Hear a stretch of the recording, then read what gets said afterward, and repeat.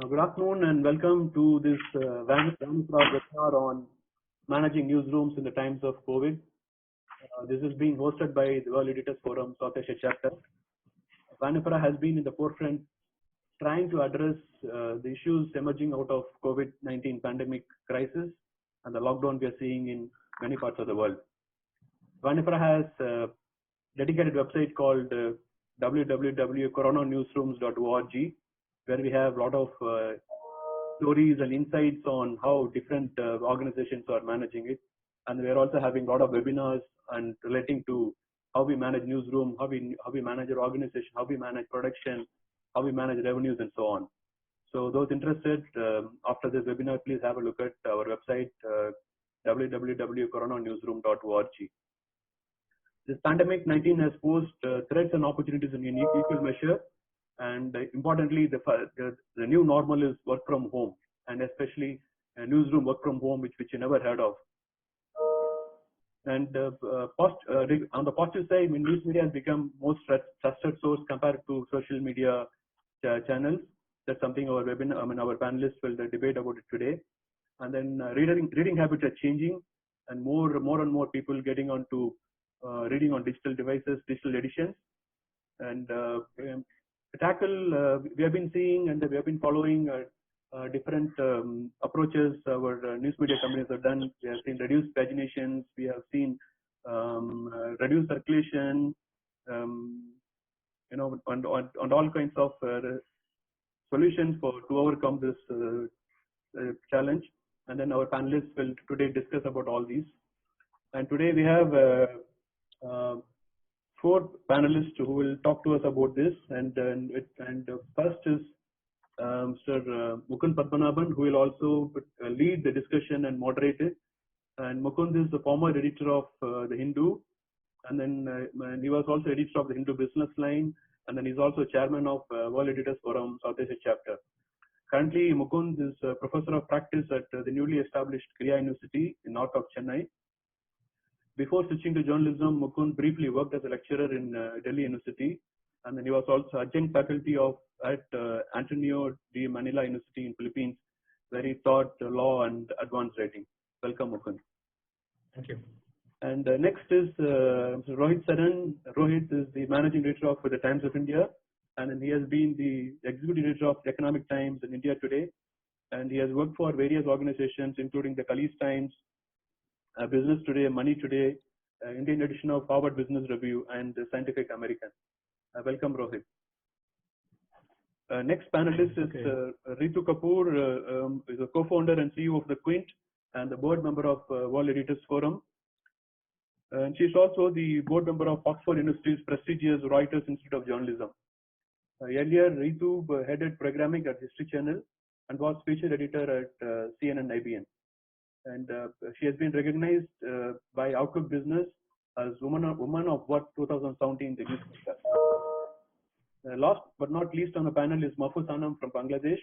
He is editor publisher of the Daily Star, highest selling English newspaper in Bangladesh. He is also a member of World Editors Forum South Asia as well as South Asia as well as Asia chapters.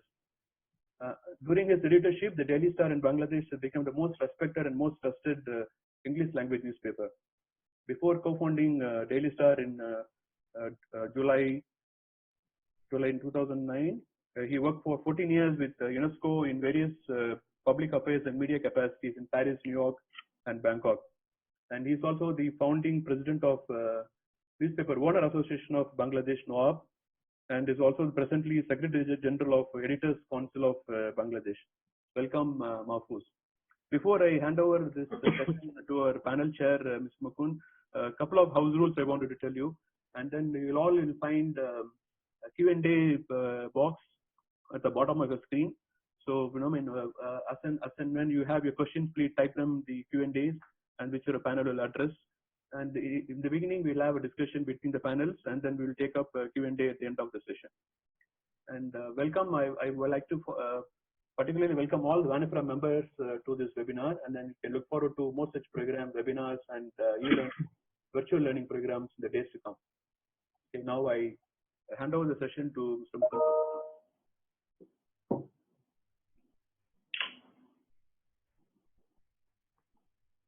About you, Mukul. Yeah, thank you, Maktoum, and I think that was a very comprehensive introduction. And since we don't have much time, we'll jump quickly into the subject. Basically, the big question is that this virus has come on the heels of a very, very difficult year for the legacy media and other media as well, with shrinking ad revenues and falling circulation. You alluded to that. And I think the big question is the face of the newsroom going to change forever, and if so, how? And rather than address this head on, I think we'll all touch on it in different ways, or maybe we'll circle back to it at the end. So perhaps I'll start by just asking each of the other panelists, since they are in newsrooms, I'm not. What are the specific challenges you face now immediately, and what are the changes that have occurred in your newsroom? And I'll start with you, Mahfouz. Can you tell us what changes you've made in your newsroom? Well, we have totally gone work from home model. This was quite a shock because we were actually transiting towards the integrated newsroom, but we had planned it for another month or so, and then the COVID struck, and we saw the writing on the wall that the normal newsroom is very challenging because of the infectious nature of this virus. So on a stage-by-stage basis, within a matter of 3 weeks, we went from full presence in the newsroom to zero presence in the newsroom. This is how we are operating now. We have, however, reduced the number of pages. We were a 20-page newspaper. We are now a 12-page newspaper. But all the operation is from home base. Now, obviously, reporters with good sourcing network, they are doing much better than those who were used to basically going from one place to another to find a story. The challenge I'm facing now is that, I suppose it's true for all countries, is that the health crisis, which is how it started, is now becoming more of an economic crisis for all of our countries. And let's say Bangladesh, we have a huge number of people who work in the non-formal sector, like the vendors, like the day laborers, like restaurant workers. I mean, huge number. So they are in unimaginable economic crisis. So in the newsroom, basically 2 types of stories we are being forced to publish. One is the economic crisis, other is the health crisis. And I'm afraid that readers might be getting a bit wary of these 2 types of stories. Day after day after day after day, you get all these negative and gloomy stories about the economy and about the health challenge. So we are doing our best to keep our readers informed.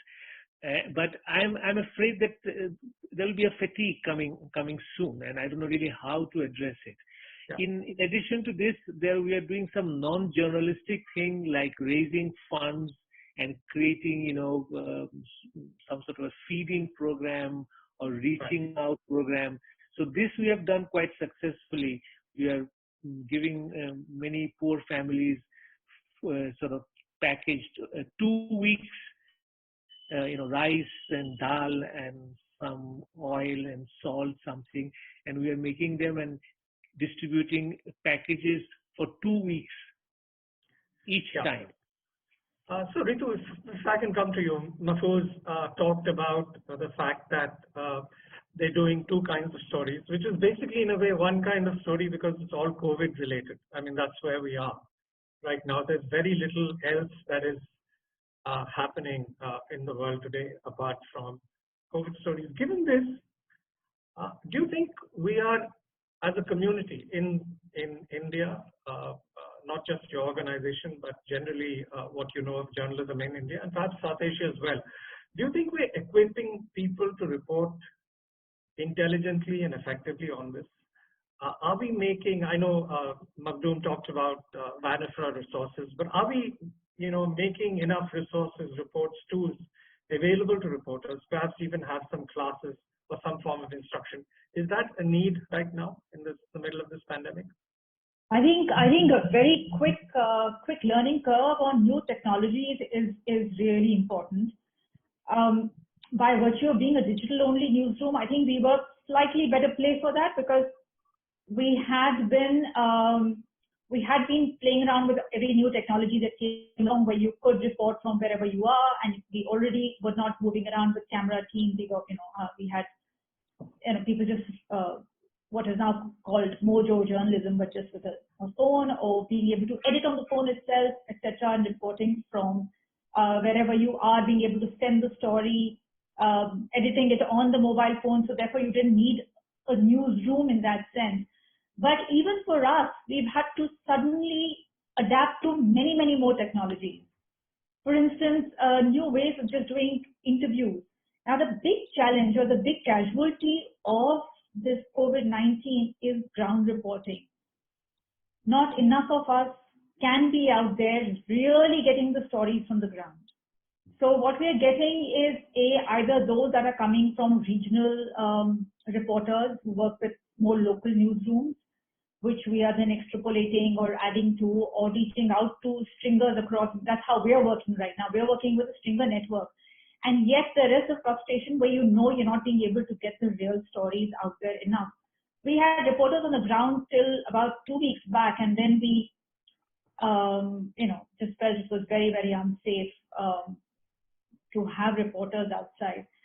So now the question is, how much technology is there accessible to stringers or local journalists who can work with, in collaboration with mainstream or the newsrooms, sort of general newsrooms or national level newsrooms, to work so that the stories get out there? I think that's one of the problems. We've got very few, and a lot of it is coming through citizen journalism.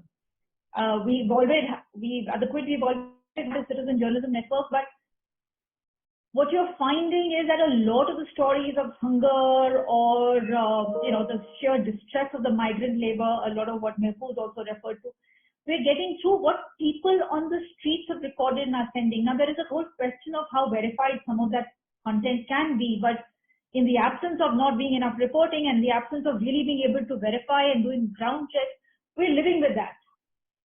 Yeah. So the big question is, when will we really be able to send reporters out on the ground again? I don't know what that answer is. So this stringer network or local, larger newsrooms like Times of India, etc., have much deeper penetration through their network.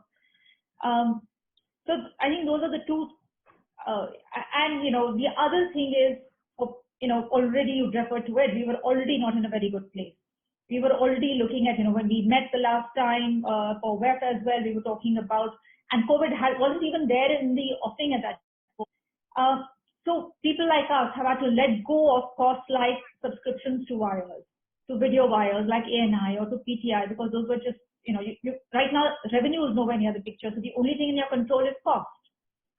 So in that absence of no wires for people like us as well, then there's a triple challenge. So that's some of the things we're dealing with. Getting used to new technology is easy, right? So Rohit, you work for what is easily the largest English newspaper in the country, and you print more than anyone else does. And but do you think, given the challenges, I know you have distribution issues like in certain areas and so on. Do you think that this is the push? COVID is a push that will force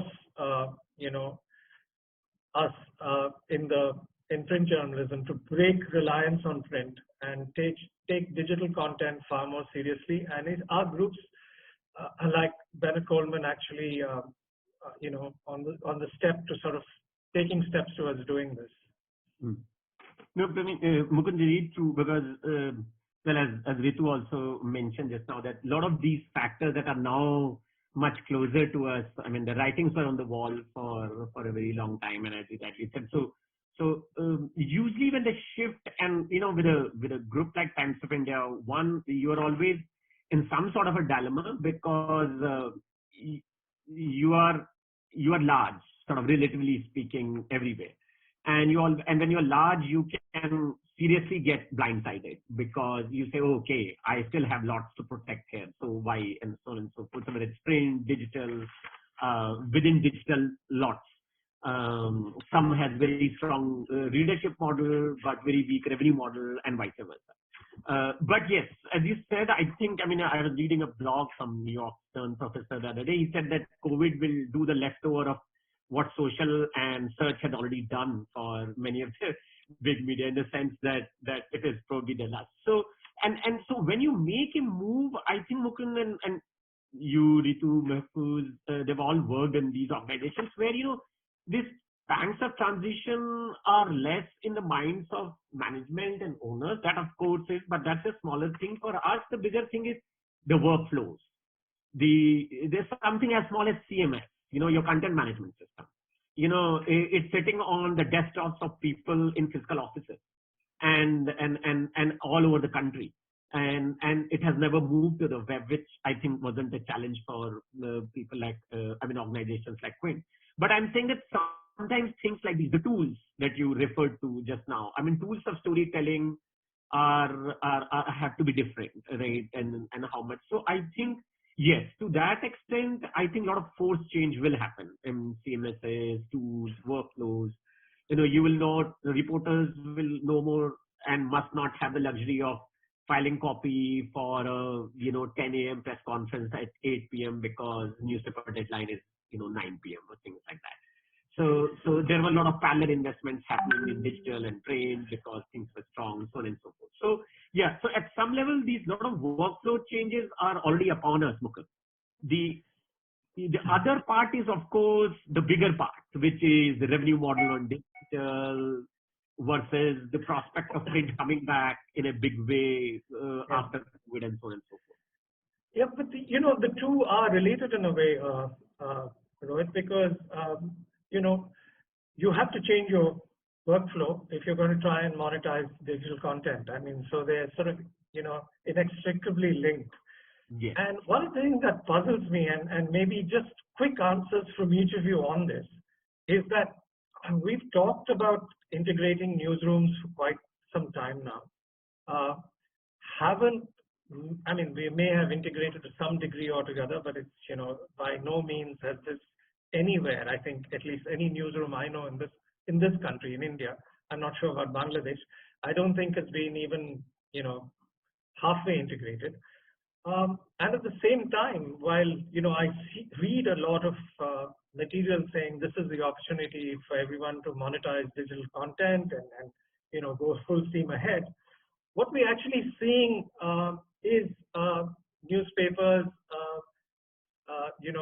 sending out their e-papers or whatever they call it on WhatsApp, which you can see for free. You have some organizations, I think Business Standard announced a few days ago that they're providing COVID coverage in the interests of this thing free. They were behind a paywall, and now that's sort of partially dismantled in a way. Now, I'm not sure whether this is all a clever plan to retain or even expand readers. Okay, this is the way people are reading, so let's try and acquaint them with what our offerings. Or are we just all terribly confused about the way forward in this environment? And since I'm asking this to each of you, I'd just like a very brief answer, if possible. Ritu, you want to take that first? I think I don't have the integration challenge because we are digital only. But I think the challenge is that people have to be able to have the reason to pay for news. And so the question to us at the Quint is, what is it that you have an offering that people will want to pay for? Commodity news and, everything, every press conference, etc., is not what people want. So which is why you need to have your finger that much closer on the pulse of what people need, what people will pay for, and what is it that is distinct to your product. Nobody's going to pay for more than one app, Absolutely. right? One subscription. Mehfooz, you want to come in on this? Briefly. Yeah. I think paywall is the destiny where we have to go, and quality content, trust of the brand. In Bangladesh, we have a distinct privilege of being considered to be a very, very trusted brand. And with that sort of the qualification, continuously producing quality content is the future. I think print is going to decline very fast. So paywall is the destiny. And I'll just quickly add, see, you're right, there is no truly integrated newsroom, but within that overall assessment, there are pockets. And I think each one, and rightly so, each media house is experimenting with some pockets. So, for example, in Times of India, you have ET Prime, which is paid. There is TOI Plus, which is paid. Now, these are narrow streams. And I think how will we go from narrow streams to bigger streams and oceans is how well we read in our dashboards what people are reading more, give them more, test them, have infinite pricing to let the people taste, offer, as Ritu rightly said, on top of commodity news, which is probably your cereal, bread and butter, how much more you are able to add quickly, fast. How much of AI and ML are being used to power a lot of unique content over which human good content. And I think, Mukund, you must be knowing this also, a lot of newsrooms, including our own, are trying all of this. So some will fail, some will succeed in place A, whereas somebody will succeed in place B. And eventually, I think, as Ritu said, that I think as a user, I feel that somewhere down the line, there will have to be a super app, like, Apple News Plus or something, because even if Mukund wants to pay or somebody wants to pay, you're not going to log into 50 different places, and that's the convenience of it. So that, I guess, is somewhere down the line. So all of you seem to agree that reading is going to shift more and more to the digital space. So Magdum, I think we have a relevant question in that respect that we're going to ask whoever's watching this to vote on. So can you put that up? It's about reading in the digital space. Okay, yeah. So when we have a poll now, so I request all attendees to answer, please. Then we'll take up the discussion.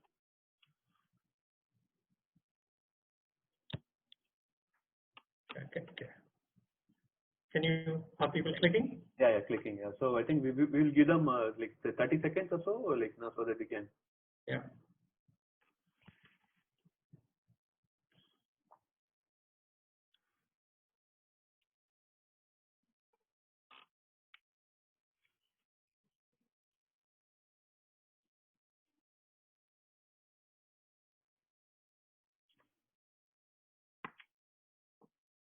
I think we will end it here. And 70% of the people said, reading habits will shift. And then, still 31% say no. So that means like we are divided between 1/3 and 2/3. 2/3 saying yes, reading habits will shift. Okay. So I want to just, take off on something that you referred to. You talked of, not having too many competing products. Things have to be in one place. And, that's going to be easier for people to negotiate rather than, they can't pay for everything, obviously, out there. So I think that makes sense. But in that connection, at this time, something like that is predicated on the idea of sharing. And it just strikes me that at a more immediate level, in the time of this, pandemic, why aren't we having more cooperation, say, between publications?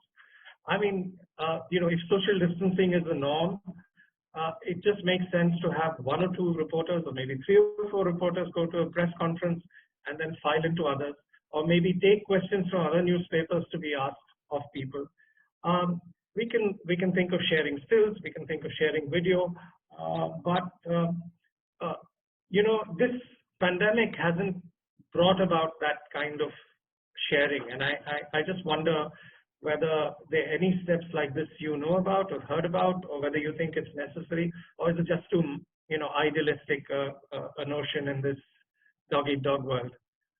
Anyone wants to take that first? Mukund, I'll just quickly, I know you're right, in theory, I mean, or also perhaps in practice, that does sound, even it earlier, I remember, and I mean, Ritu will probably totally differ with me on this, but when I used to go to the press conference and I used to see so many television cameras in front of ministers and this thing, I used to wonder, why can't we just two cameras and everybody can share the feed? But that wasn't the case. And it's really, and I'm sure there was a solid reason why it wasn't the case. But see, I think, Mukund, that in every news organization and reporter's mind, there is always this hope and effort that I'll take something exclusive out of this generic event, right? It does not always translate into reality. So you do hand up, and for that you have PTI, UNI, ANI, and so on and so forth. But I think sitting in the back room as senior journalist, you think I'm going to put my exclusive layer on every story that goes into my platform. Sometimes you succeed, sometimes you totally fail. But I think that the thing that prevents you from doing what you said, which probably may become a reality a few years, if not few months along the way, is that you're always hoping that I'll get something more out of it than others. And that keeps you. But I'm sure other panelists may have something else to. Yeah. Ritu? Am I just too... There was a very brief time at Network 18 when I was told to look at synergizing across the various sites and portals and channels that we had. And that's when I discovered that when the Uttarakhand floods happened, just Network 18 alone, forget everybody else, Network 18 alone, we had 11 camera crews and not one had spoken to the other to figure out. So, that we're inherently not, because each channel within the network felt they had a separate definitive angle which nobody else would have thought of.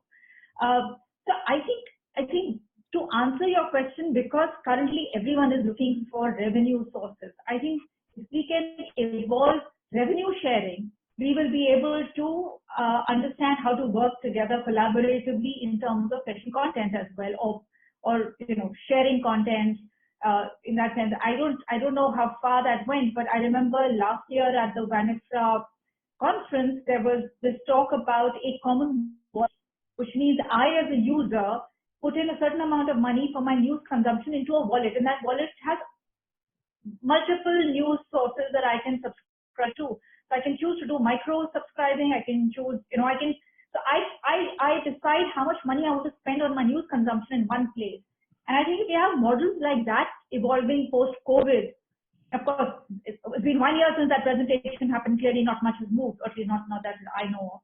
I think it'll have to evolve not just in collaborating on content. It'll have to become collaborations of various kinds which work across on sharing content. Right. Mahfouz? I suppose it will vary from country to country. In Bangladesh, I would go for more of an exclusivity and specialized content. And here, my feeling is that people are going to go more and more for views along with news. News sources are many, but views source will be, I think, the clinching factor. Platforms, digital platforms, newspapers that have exclusive, excellent, in-depth views are the ones who will get more subscription. So, Maktoum, can we put our second question up, because it's related? It's about whether South Asian, readers will be willing to pay for content. So, can we have that? Yeah. And just do the poll again. So, I request all the attendees to vote your views, please. Yeah, let's read that as South Asian, not Indian. Yeah, sorry. Yeah, I did have very less time to change that slide. So, yeah, South Asia.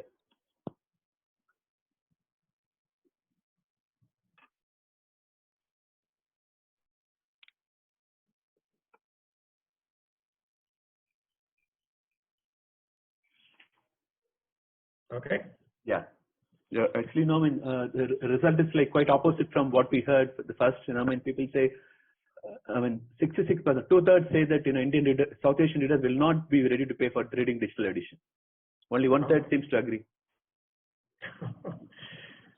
All right. But Mukund, here in reality, I mean, I'm just looking at that poll result. In reality, to me, it seems, and I couldn't be the only innocent person in this entire community, that reality isn't as bad as that poll listed. And if you just look at some real data, the people who have tried paid model, they haven't been that bad. And I'm not talking about mainstream, because mainstream had its reasons not to go, and I think they were very valid reasons. They were large revenue models already in place. They were yielding good money, revenue and profit, so there were reasons. But the smaller experiments, if you look at whether it is ET Prime, I don't know, Business Standard and others, they have had. And of all the other things, when New York Times, the CEO was in India, and he said that New York Times, across a different offering, not just the super offering of all content, they have 10,000 paid subscribers in India. Now imagine New York Times having 10,000 paid subscribers in India, which does not give you local news, local business, local sports, local, crime. So I'm not comparing. So I'm just saying that there is and I'm sure Economist has a decent, paid, because Economist had decent print paid subscribers in India. So yes. So I'm just saying that given a country where the paid has not yet been tried enough, which means the offerings haven't been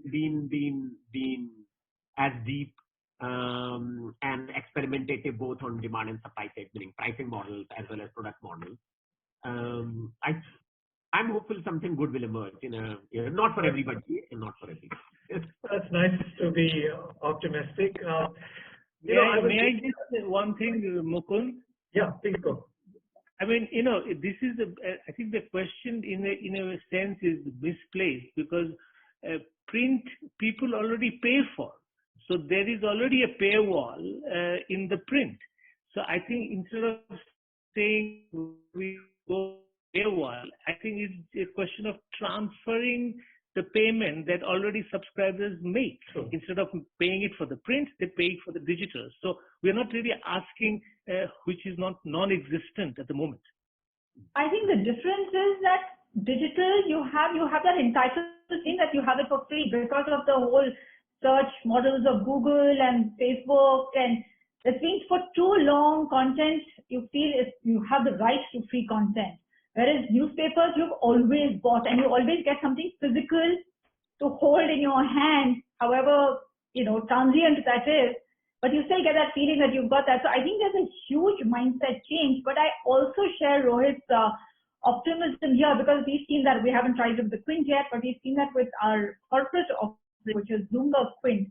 We've seen it emerge as a fairly strong, in a very short while, subscription, and it's fairly high, competitively priced as well. So I think it again comes down to who will pay you for what. And going back to Muthu's point about, quality journalism. Because digital has over time also got this little hangover of it being shallow journalism, or, complete nonsense being circulated as well. So I think we need to correct a lot of things there, and also need to be in conversations with the platforms like Facebook and Google on implementing paywalls. At what stage does the paywall connect? Because what is distribution versus paywalls? How's that whole model going to work out? May I come in at 1 minute, please? Sure. I think there is also something we are missing, is that the social media now taken over by COVID, if we look at it like a tsunami that has drowned us all, but soon I believe that readers will get tired of overflow of news, of unedited, monitored news. And if we, from the legacy media or serious journalists, if we can hang in there with our faith in ethical journalism and really quality journalism, if we can hang in there for the next 2, 3, 4 years, I will believe that there will be a reversal of the readership, and they will get news from many sources, but they will come for authentication of that news to the well-established media institutions. That's our future. Yeah. But, I was just reading a report which was put out by an American sort of agency, which suggested that the way things are going, the media houses may be forced to have very, very lean teams operating, usually editors, maybe some specialist writers, and then contract the rest of it outside. So, and it doesn't seem like such an unreasonable kind of projection to make, given the state that we're in. So if the newsroom changes, I mean, obviously you are going to need some editors because you're going to need what Mahfouz calls, goalkeeping and fact checking and all of that. And you might want to have some specialist writers if you have a USP or you want to sort of push your strong suit further. But the rest of it just needs to be contracted out. So maybe you don't need reporters to go for press conferences, and an agency will do. Maybe you don't need lots of things. Maybe even a sports report can be taken off the wires. So you start focusing basically on again, taking off from where Mahfouz said, you start focusing on value, and you bring in specialists from outside to write about things. Could that seem like a possible future? I mean, are you all assuming that we're going to bounce back to where we were, pre-COVID? Are we going to bounce back, Ritu? No. No. I don't know about legacy, and I don't know how deep the pockets are or what their models are. But I can tell you that for us, we're completely moving away from this whole keyword, search, volume, all that commodity news environment. We're moving towards completely enterprise and original journalism. We're going to try and move to stories which we think other people are not doing. So in that sense, there can also be more future of collaboration, because if everyone is chasing the same stories in exactly the same way, then there is no future of collaboration. So we know that we've done away with wires. We're doing away with commodity news. I also read this interesting Future of News article which talked about distributed newsrooms, and that makes so much sense, which is this whole desire to have your one big bustling newsroom where everyone must be able to shout out their ideas at each other, which is exactly how we used to work, to actually distributed newsrooms, which is that you have your team strength, but they are wherever they want to be. So if in these difficult times it helps me to save my rent and live with my parents, hypothetically speaking, but I happen to then be in a place like Surat. So I'm not in Delhi, but I can get you the kind of journalism from Surat, which maybe a stringer may not have been able to get you, or. So I think we really seriously need to look at new structures for newsrooms. This desire to fill up real estate, to have large, newsrooms, physical newsrooms, and to fill it with people, and have those biometric punch-ins, and all of that I think has to change. I really think this distributed newsroom, working more with contractual arrangements with journalists, I think that will have to be. I know that we are not going back to what we were, and it means completely looking away from what Google and Facebook force you to do, which is this is a trending keyword, you must do 10 pieces around this, etc., etc., etc., which means going against the grain. But that's, I think, now what has to be.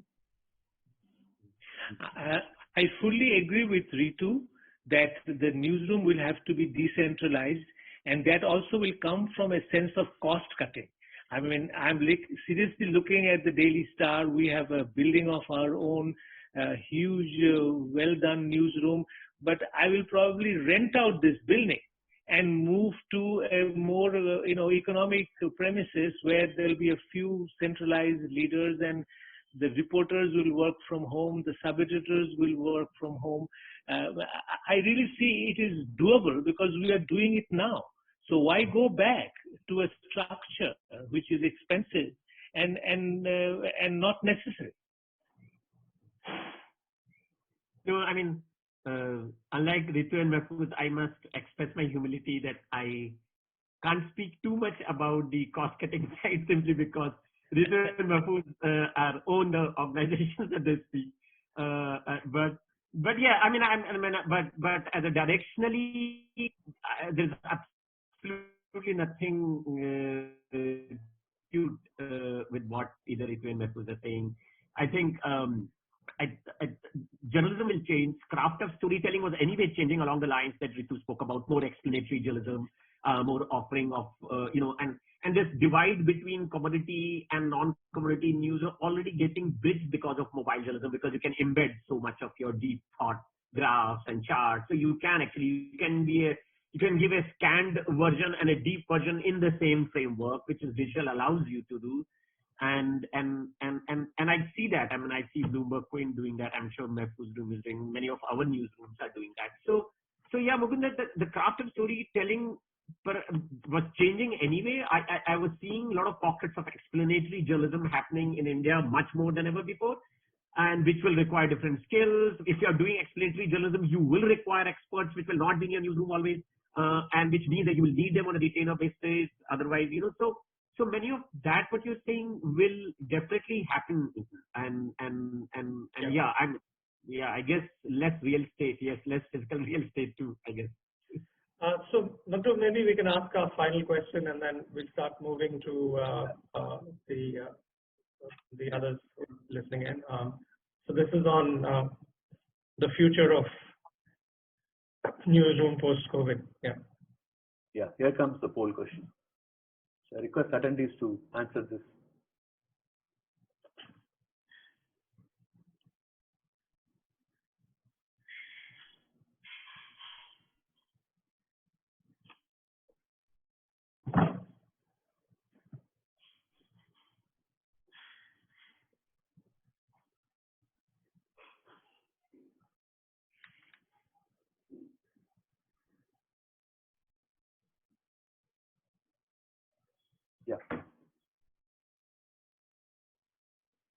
Yeah, I think we end the poll. 56% say that we'll recover fully, and then 44% say it will diminish. Post-COVID media will recover 56%, and 44% say it will diminish. So it's kind of between. Split down the middle. So the jury is out on this one. So how are we going to take the questions? Should we just scroll up, or do you want me to read them, or do you want to do this one? Maybe I can read, and then related to the recent discussion, maybe I'll put those questions first. One is to Rohit. An attendee asking about Times of India Go digital subscription model. Well, that's what I'm saying, that there are small pockets of Times of India which are on digital subscription, ET Wealth and Times Plus, TY Plus it's called. And there are others. I mean, Times of India has a huge portfolio of even digital products, which I think many mainstream Times of India readers don't know about. Will they each one of them become bigger I'm sure they will. And I'm sure if I were to look at the back-end data, there will be some promising signs there. But anything larger than that will be difficult to guess, because from where Times of India belongs, or anyway, I mean, it's a large mass product, and I think it will move somewhat differently from people who may not be as yet as large and pockets. I mean, you're talking about 50+ editions, local newsrooms, 60+ city level editions, which generate hyperlocal news. So all that one hopes still has some life in the conventional form, but that doesn't mean that new forms will not get aggressively pushed. Okay, there's another one. I think we discussed this in the earlier part of the discussion with the working from home. And how do we identify news stories apart from our regular source? I think I'll let Mehfooz and these two answer, but if I understood it correctly, if I did understand it, and maybe the question is, the person is asking, if you're not out there and if you're working from home, how do you make a news list, and what do you do? So reporters have contacts, reporters have beats, reporters keep in touch with their sources. As Ritu said right at the beginning of the program, has it been hampered? Yes, it has been hampered, because all of them, you can't do any embedded journalism the way you did earlier before. You can't be out there on the streets as much as you wanted to be. To that extent, it has been, but so the news discovery has come down, and it will go back up hopefully as soon as the threat of you contracting an infection being out there will go down or end. But I'm sure Mehfooz and Nitu will have something to add. Well, one thing is that because of the digitalization, the newsroom discussion is much more intense than it was before. Because now, I can have meetings with reporters, many times a day. Because of Zoom and other WhatsApp groups and all that, the discussion is better than before. So the intellectual capital of a well-run newspaper is there. It is true that they are not being able to go outside, but let us not forget that because of the transformative nature of COVID, there are more stories being generated than it would be normally. Businesses are collapsing, some new are coming out, labor issues, human stories, transport, you name it, there is a shake-up everywhere. So in a sense, it is an era of far more stories than we would generally have. Magdu, I think I'll just add one little thing, sorry, Mukund, to what Rohit and Mehfooz have said, that apart from the fact that, journalists are still relying on their network and through the Stringer network, etc., there's also the nature of what the ask is from the readership. So we are finding that there's two kinds of content that is working very well for us of finding large readership. One is FAQs, where people are wanting a lot of their questions answered, whether that's on the lockdown or whether that's on the economy or whether that's on medical or health or vaccine. And for that, you turn to domain experts, which is quite easily done without stepping out necessarily from, wherever you're locked down. The other kind of content that is working very well is fact check, because there is so much of really toxic malinformation, misinformation, some of it unfortunately communal in nature, that is doing the rounds, that we are finding that fact checking is currently, there is a hunger for fact checking among our readers that's gone up exponentially. So just that bit. Sure. I just wonder whether we can take questions that we've not addressed. There are some of them, Magdu. Yeah, sure, fine. Okay. So maybe. So you can. So there's one question from a Rashi Lal who asks, are South Asian countries likely to follow Australia in asking Google and Facebook to pay media outlets for news? Ritu, that's more up your street. Should we ask? Oh, and Magdu. Yeah, absolutely. Instead of these little grants that are being a part of the Google News initiatives or whatever that Facebook is trying to do with it, I think it's really time. But here is where I think all newsrooms need to collaborate. I think if we all speak in one voice and come together on this, then I think this is really, really, really important. Okay, Magdu, I'm sorry, Mehfooz, does... Yeah, I think this is one area where collaboration very much on the cards, and today or tomorrow we have to ask them to pay for the content they use. So yes, I'm in favor of going the Australian way. Well, there's also one question from Vinod Parkot who says that, and I don't know if any of you know the answer to this, but it's an interesting question. He says, everything has come back to kind of more or less normal in Wuhan. What about the newspapers? Are they back to pre-COVID times? Does anybody know? Hello? Yeah, in Wuhan? No. This step is in Wuhan. Yeah. Yeah, I mean, the idea is that, okay, there's 0 cases in hospitals, Wuhan's back to normal. Are the newspapers back to pre-COVID? No, with no disrespect to the news environment there, Mukund, so one, there's the logistic side, but the other side is what will they be writing, so Exactly. So with that in mind, I think it's a slightly less distinct question. So fair enough. Yeah. Magdu, anything else? Yeah. But actually, in one of them, we spoke about there are 2 questions that came, which is one is, readership of e-papers increased, Is it loss of printed copies? Is it gain in electronic copies? I mean, has any of you faced that? Well, I mean, the thing is that the e-papers by most media houses were given free, right? I think the Hindu is about the only publication that I know that actually charged for e-papers and did fairly well. The e-paper readership was growing despite the fact that it was an outlier and it charged for it. Right now, obviously, if e-papers are coming on WhatsApp and they're coming in groups that I'm a part of, I get Hindi newspapers, I get English newspapers, I get newspapers in places where they cannot distribute, and there are cities where, they're not distributing newspapers.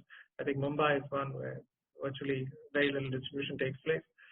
So obviously that has grown, but it's grown simply because the other option is not there. So it's really not, I think, correct to explain too much as a result of this growth.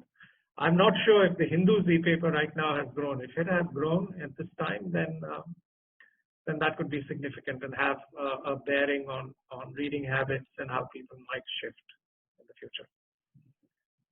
There are two questions quite related to each other. One talking about how has automation helped in finalizing pages every day. Quicker turnaround times helped by the automation. And second thing on related to that, with the real-time reporting with technology, is it reducing the analytical skills of reporters?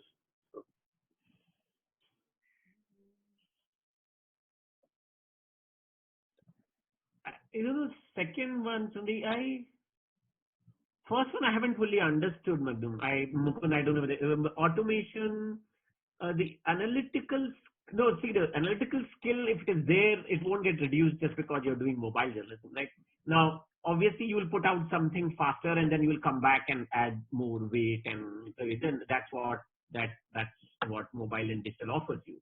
You will collaborate with your researcher in the newsroom. You will collaborate with your colleagues, and somebody will rewrite your copy or add table to your copy. I mean, that's a newsroom issue as much as it's an individual reporter issue. I mean, which newsroom you belong, how much free content it's offering you to quickly turn around your copy, which happens in print, which happens in television all the time. So there's nothing new in that.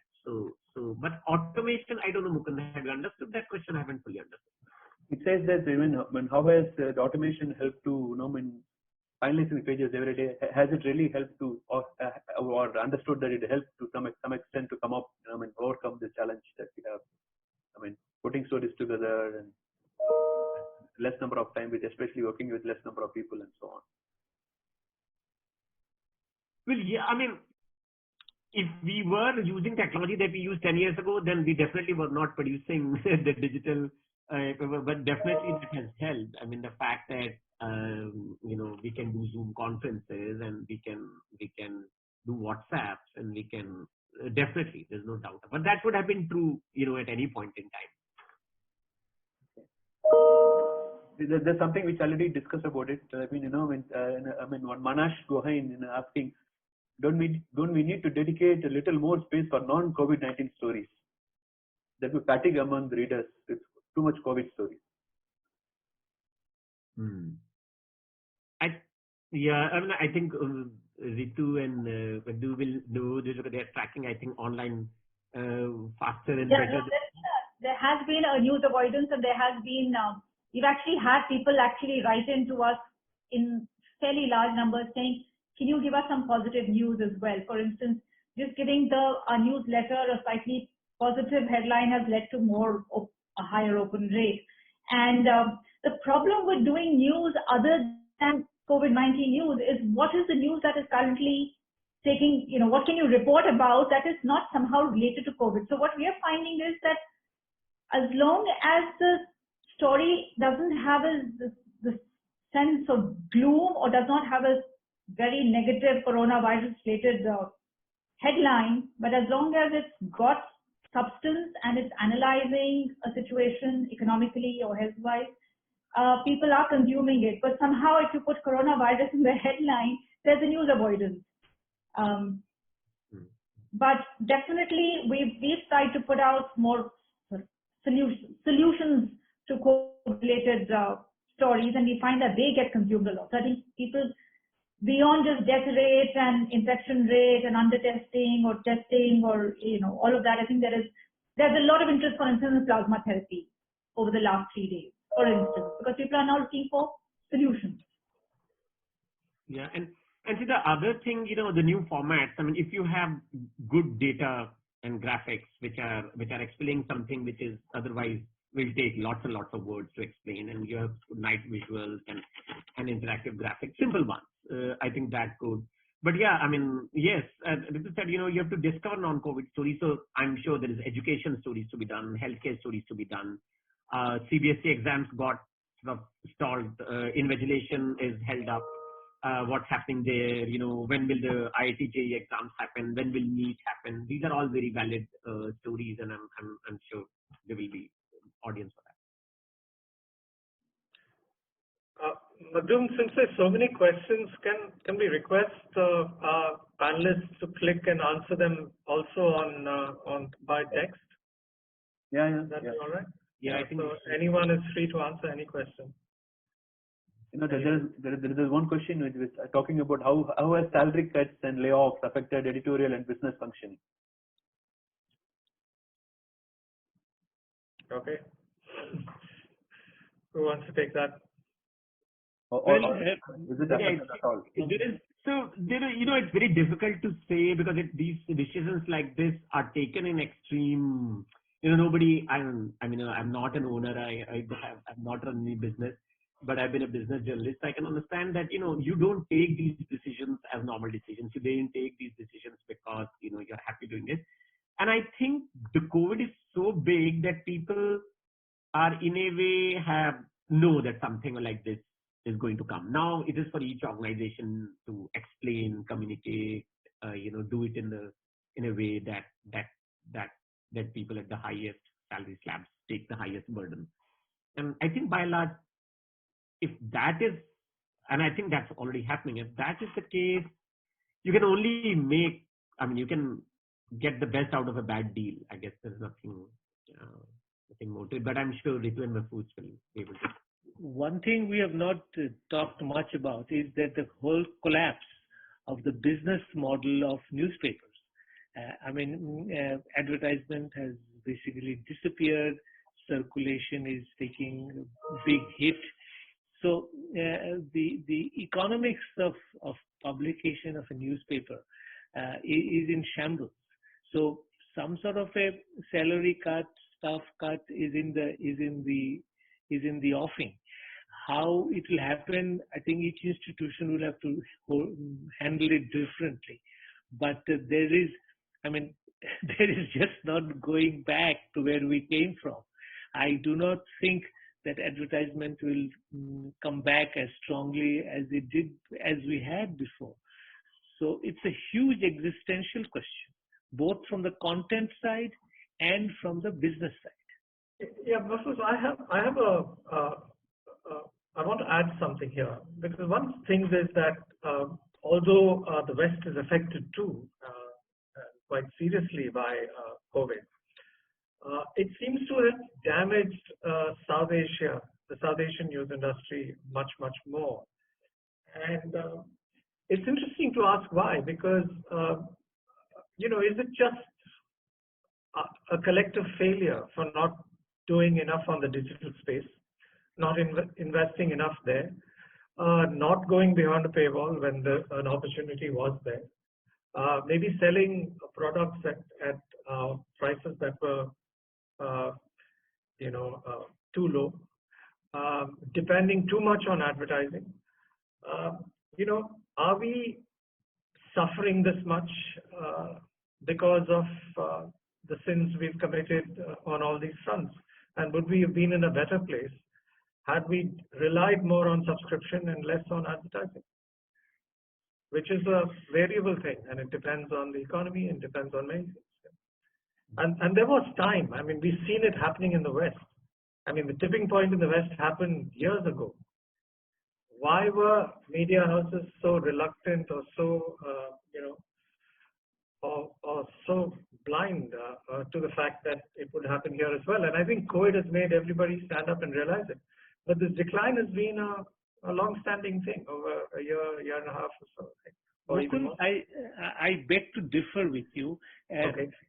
I mean, there was a gradual shift to the digital platforms we could see and prepare, but COVID is a guillotine. I mean, this is not comparable to say that it was all in the wall, writing in the wall, and COVID just finished the job which was already in the process. Is really not true. COVID was a sudden thing. It destroyed economies as it destroyed the business model of newspapers. Now, as to whether we could have gone from a subscription model much earlier. Now, you know for a fact that the cover price of a newspaper is far less than what it costs. Say we sell Daily Star at 12 taka, but our cost per copy is more than 20 taka. And then the hawkers commission. So we could have not shifted from dependence on the advertisement in the near future. But it has come upon us now. The COVID has brought this nightmare, and we'll have to struggle to come out of it. So maybe it's a forced reckoning from which the creative minds will succeed and the non-creative minds will falter. Also, I also don't think that that the West was not impacted even earlier. Last year, for instance, or the year before, there have been large newsrooms, small newsrooms. There have been large layoffs, whether it's a Vox or it's a BuzzFeed or it's several newsrooms in America itself and in Europe have seen cuts, salary cuts, layoffs, etc. And even now in the COVID universe, apart from one or two fabulous stories like New York Times, a lot of the publishers that I'm just chatting with every now and then, they're all in the same boat, really. I grant that. The only thing was, if you take the last few years into account, there's also another side of the story. And that side of the story was that quality newspapers were actually finding revenue, subscribers on the online space. And this is not just the New York Times. There's the Economist, who does fabulously well. There's FT, there's Design. In fact, in virtually every small European country, there's one or two newspapers, quality newspapers, that have found that there was some, if not, they may not have been turning big profits, or they may not have been turning profits at all, but at least there was a feeling that there was a light at the ahead of the tunnel. So there was that happening in the West. That there was this thing that could have led publishers here to look a little more seriously, saying, look, I need to put this money up front. I'm not going to, get anything in return, but this is the way it has to be to survive. I'm just putting that out there. Maybe we would have been in a slightly better place. I'm not saying things would have been hunky-dory. Okay. Which we could not predict before the COVID thing. It was absolutely out of the realm of even the imagination. That's the point I'm trying to make. Yeah. I also think we let these platforms, Google and Facebook, do what they want. They moved ahead on technology. They moved ahead on their models. We just sat back and sort of self-glorified in our quality journalism. We needed to have moved on technology, and now we're sort of cursing them, and now they're the frenemies or the enemies or whatever. But we have also, like we talked about it earlier, we also compete for whatever we can get out of Facebook or Google, etc. Because that's digital. The problem is that's where the revenue is going, right? So we have to really, like you're saying, we have to introspect a bit on various counts.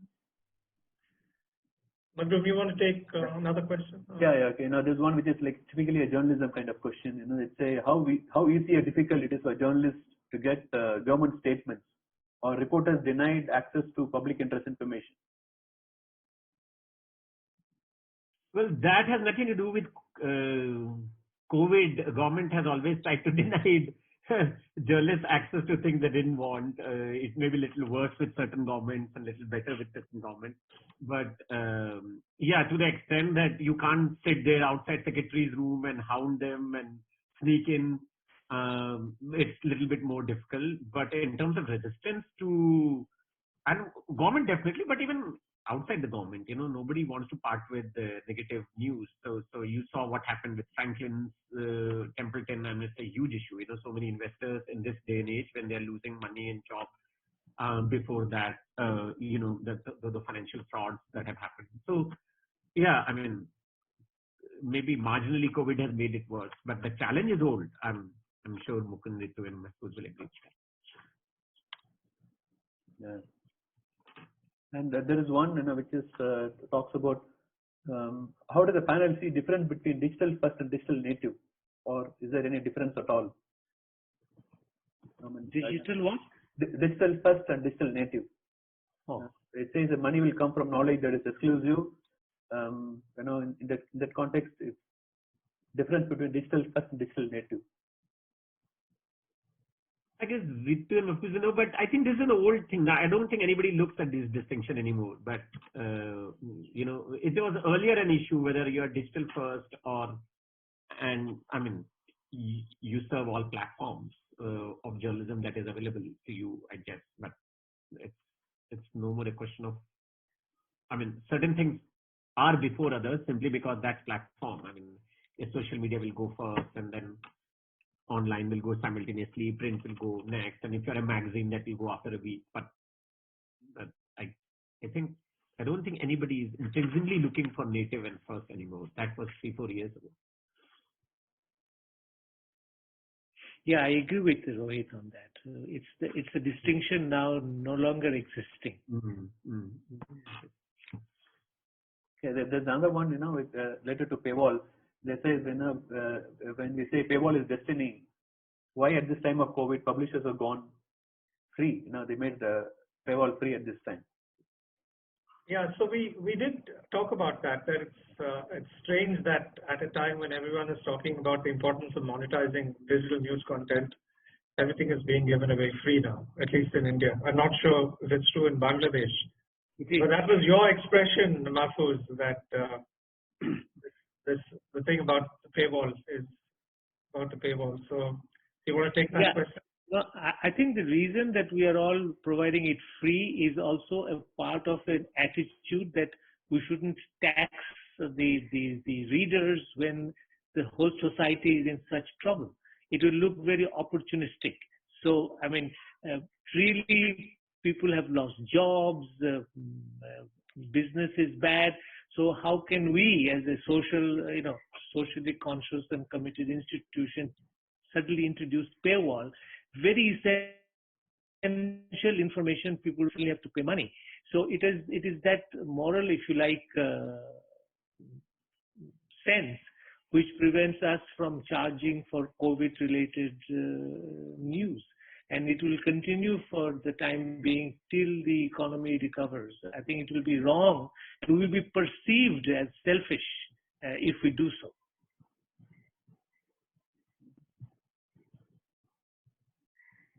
There are a few more questions on it. I think we can't go through all of them. So would the panelists like to answer any specific question? Because there are like 10 or 15 of them which is not answered yet.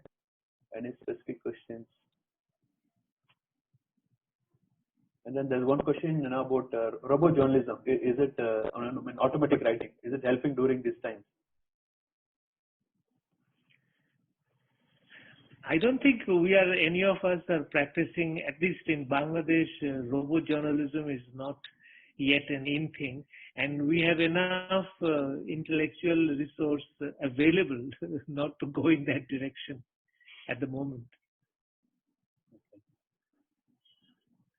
And there is also one which is, how is the role of editors changing now?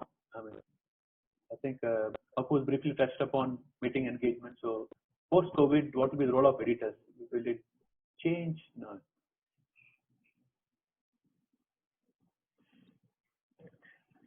Well, if I may give my 2 bits thinking on this, you see, journalism will fundamentally be impacted in the post-COVID era. And what I see is that there will be a very clear distinction in news and views. Now, news will come from many sources. some unedited, some very quality news, but it will come particularly from the digital platforms. You will get your first news in the mobile, but you will come to the media, established media houses for the views, for the analysis, for the contextualizing of that news. So the views journalism will have to be much more in-depth. And there I feel that journalism, quality of journalism will have to improve. Writers, reporters, they will have to be much more knowledgeable than they are today. And we will have to network with a whole range of experts who will be, if you like, as a part of the newspaper's network, who will be putting in their views and their expertise so that our ultimate news analysis, contextualizing of it is of a high quality. So news will be more and more digital. Views, I think, will be more and more digital and print.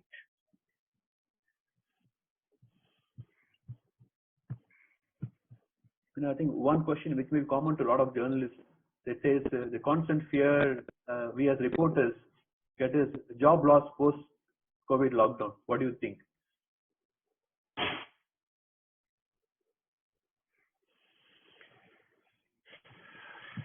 Anybody?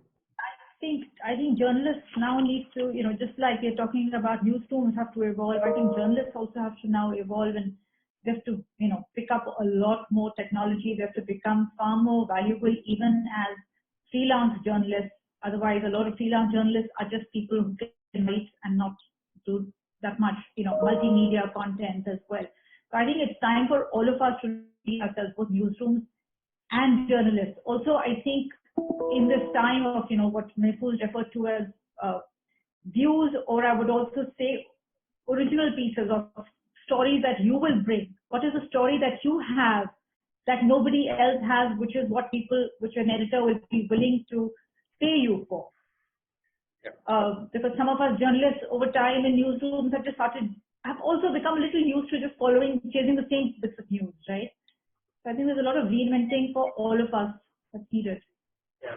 I think I'll just supplement that by saying that I think we've known for a while that the era of the general reporter, and the general reporter is someone who, is quick to dash off a story, who understands what the news points are, understands how to write a news report, can sort of speak with some degree of, of knowledge across subjects. I think that era is dead.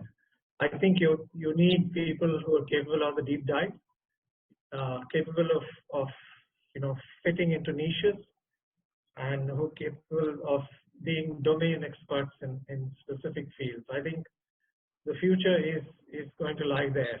And so if you are that person, I think you'll always be valuable in some form or another.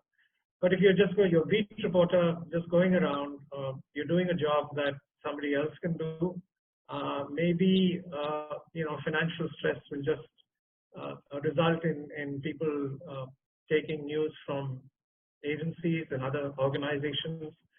And I think more and more media houses will have to look for people with a great deal of domain expertise. I think that's where this is going to go. And you need few people with domain expertise. You don't need a battery of reporters or a battery of people. Okay. Maybe I'll say this is one last question, because the panel, the attendee has given it 3 times now, talking about regarding fact check. He says there's a lot of startups have come, they're doing this fact check. So will this be a setback for big companies? Instead of mainline traditional legacy companies doing this fact check, there are companies who are doing fact checks. They're trying to take over that, being that authentic source of information. So he's asking about, will there be a huge setback for big companies? So how do you like to? Maybe you take this as the last question, and before I think Ritu's Quint does fact check, so maybe she can take it. I don't know. I haven't read the question from this attendee, but I don't know whether there are 2 kinds of fact checks, right? One is a fact check that you do as a journalist when you're doing a report or a story, and you're fact checking on all counts. You're verifying everything. It's a fact check story that you're putting out. The other is a service of fact checking, which is say what Boom does or Alt News does or Quint's Webproof does, which is, and a lot of that is not just, we're not looking so much as what have other publishers published and let's go around fact checking that. There's so much misinformation, malinformation, disinformation, whatever you want to call it, that is circulating around the dark web. And when I say dark web, I mean places like WhatsApp, which are very, very damaging, which can lead to the recent lynching that has taken place of the two sadhus, etc. It's all a consequence of that. So that's the other kind of fact check. So I don't know what the question is. Why is one a challenge for another, or why is sorry, I haven't understood the question. So what kind of fact check are we talking about? You're saying that there are when startups who doing this, doing fact check rather than the mainline media itself doing it. So kind of asking whether it's kind of competition for the setback for big companies. I don't know what the setback is. No, I don't think there's a setback. Okay. And Alt News is specialized. So Alt News is a startup. Its specialization is fact check. So that's fine. That's not a challenge to anything. Okay. Yeah, Mukund, would you like to have any closing remarks before we find out? Well, I mean, first of all, I'd like to thank all of you. My first wonderful to see you again, even if it's on screen, and Ritu and Rohit, and you, of course, Magdu. And all the participants who, unfortunately we're not able to see on the screen, but, thank you very much for staying through the session. And I'm sorry if we've been unable to answer all your questions, but maybe Magdu, you can get us get the panelists in some form to answer some of the unanswered questions. I don't know if you have email IDs, but we can probably get back to them in some way. Thank you very much, guys, and I hope there's something to be taken away from the talk that we've had. Sure. Yeah, thank you. On behalf of WAN-IFRA. Well, nice to meet you again. Yeah, I'd like to thank all the panelists. And, we have the recording of the program, and we'll also come up with stories based on that webinar today, and then we will list them in our website dedicated for COVID-19 stories, which is www.coronanewsroom.org. And I'll try to summarize the open questions now, and then I'll put it to the panelists. If at all we feel that we're not discussed it, and then if some of you can answer it, then I will share it back, through our Corona Newsroom, through our stories page later. Thank you all for joining, and then all attendees, please stay in touch with WAN-IFRA. We have more coming up during the coming days. Thank you all. Thank you so much. Thanks, Mukund. Bye. Yeah, thank you. Meeting you, Ritu and Rohit. Great to meet you again, Mahfouz. Hopefully meet you in person the next time soon. Okay, thank you. Bye. Bye. Thanks, Madhu. Bye. Bye.